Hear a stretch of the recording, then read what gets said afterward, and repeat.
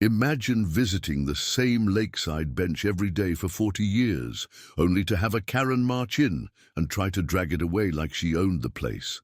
That's exactly what happened to my grandfather. But what Karen didn't know was that this wasn't just any bench. It carried a secret she wasn't ready for. My grandfather built that bench with his own hands back in the 1980s. It's where he sat with my grandmother every evening, watching the sunset by the lake. Everyone in town knew it as Grandpa's bench, but one afternoon, Karen showed up, huffing and puffing, saying, "This bench doesn't belong here. I'm moving it to my yard." She actually brought a toolbox and started yanking at the bolts. My grandfather, sitting nearby, calmly asked, "Ma'am, what are you doing?" Karen snapped back, "This is public space. Nobody owns this bench."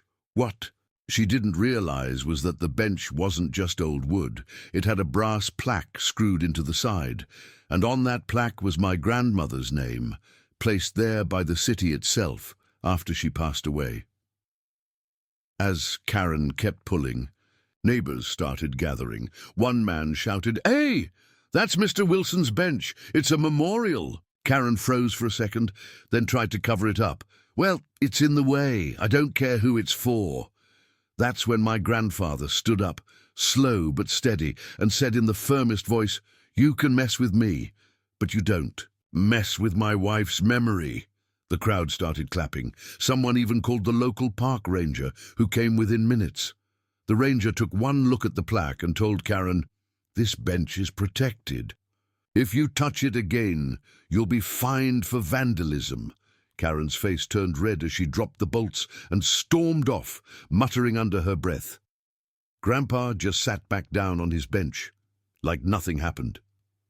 That bench is still there today, strong as ever.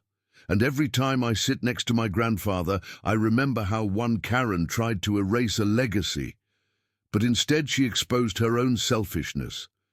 So tell me, what would you have done if someone tried to move your grandparents' bench? Comment below. And don't forget to subscribe for more real stories where Karens always lose.